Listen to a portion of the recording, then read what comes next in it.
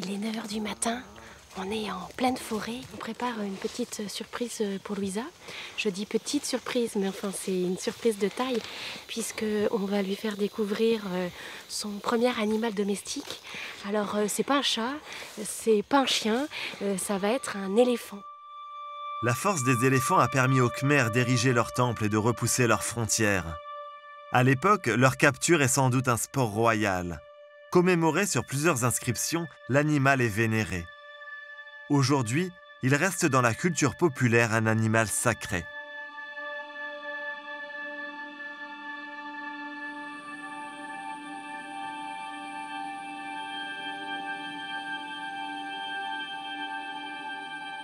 Sur ce bout de paradis, nous rencontrons une famille pas comme les autres. François, le père originaire du sud de la France.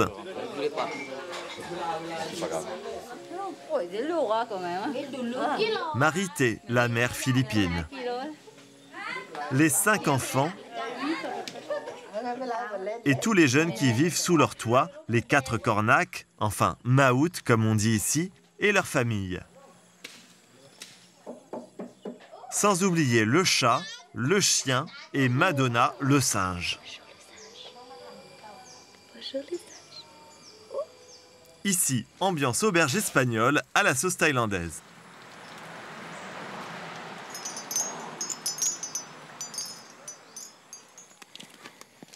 Il y a 10 ans, François abandonne son travail de chauffeur de taxi et largue les amarres. Il quitte tout en France, embarque femme et enfants dans son aventure.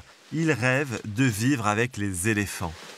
Il crée ici le Ganesha Park pour venir en aide à ceux qui sont exploités. Il y a eu 10 ans, tu dis, entre le moment où tu as eu envie d'accomplir ce rêve et puis de le réaliser vraiment. Et finalement, ça, c'était la partie la plus facile. Ah bon? Parce qu'il suffisait de dire on va faire ça, on va faire ça, et puis on rêvait un peu. Et puis quand on s'est retrouvé face aux éléphants et face à tout ce qu'il y a ici, l'administration, c'était beaucoup plus difficile. C'est-à-dire que là, je suis sur un terrain bien spécial, c'est-à-dire qu'un étranger qui vient s'installer ici et qui touche à ce qu'il considère comme quelque chose d'un peu sacré, enfin qui leur appartient vraiment, je ne suis pas forcément que le bienvenu. Donc il y a eu des petites difficultés à tous les niveaux. Mais finalement, ça se passe bien. Après d'innombrables péripéties, il réussit à ouvrir un refuge pour pachydermes traumatisés ou éreintés par une vie de labeur. Les touristes aident à financer ce foyer d'accueil pour éléphants. Tout ce qu'on a, c'est des camps qu'on a récupérés dans des camps à touristes.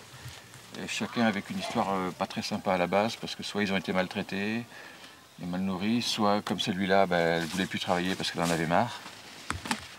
Lui, quand il est monté dessus la première fois, il a demandé d'avancer, elle a reculé. Elle disait non à tout. Et puis ici, elle est bien, donc c'est pas maintenant. Ici, ils sont en vacances. Hein. L'avantage, c'est qu'on peut faire profiter, on partage notre passion avec les gens qui viennent nous voir. Et ça, c'est souvent des grands moments parce que ça permet aux gens de voir des choses qu'on pourrait voir nulle part ailleurs. Donc le fait de caresser un éléphant comme ça, c'est des choses que les gens apprécient souvent. Là, il y a un bébé, là.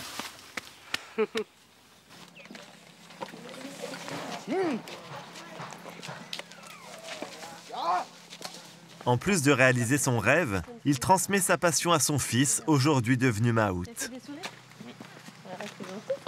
Qu'est-ce que c'est un maout? Maout, c'est quelqu'un qui s'occupe des éléphants. Ouais. Tu dois être avec elle, lui, si c'est une femelle ou un mâle, tout le temps, toute la journée en fait. D'accord. Tu donnes à boire, tu donnes à manger. Et ça mange beaucoup? 200 à 300 kilos par jour. De Des feuilles? bons quoi. Non, de tout. De des tout? fruits, des légumes, des feuilles, tout. Des palmiers, ça se mange aussi.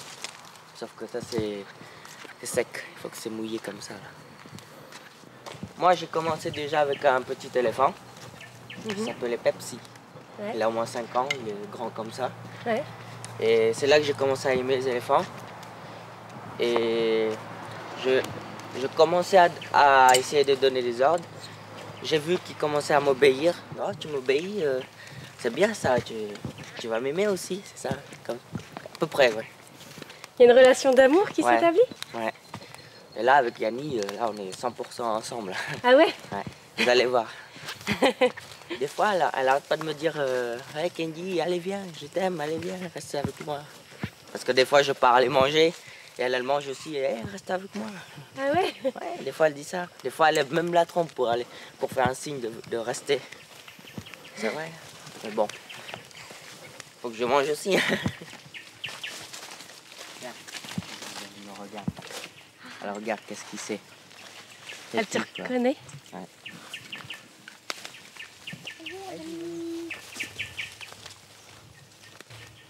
Ah, elle me sent là. C'est pour voir qu'est-ce qu'il sait. C'est vraiment lui ou quoi.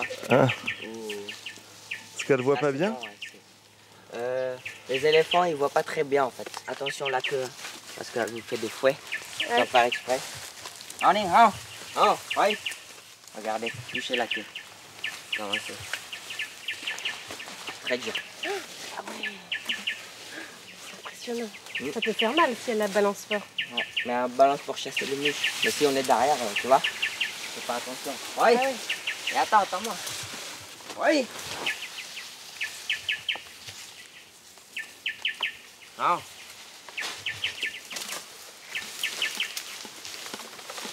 C'est pas pour le faire du mal, ça. C'est pour enlever la terre.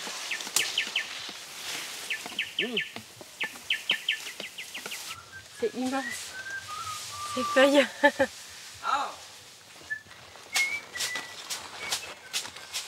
Ces grandes feuilles là, c'est du teck?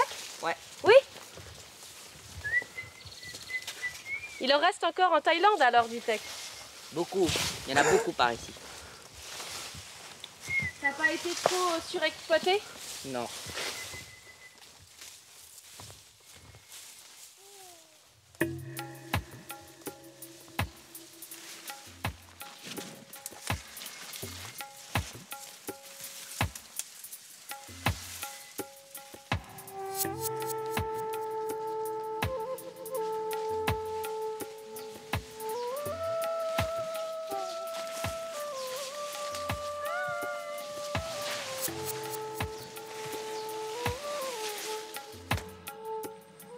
Allez hop là. Oh, regarde. Regarde. Tim tout. Allez. Peut-être qu'elle sera future maout alors, même si c'est une femme. Si elle veut, peut-être. Ça dépend d'elle.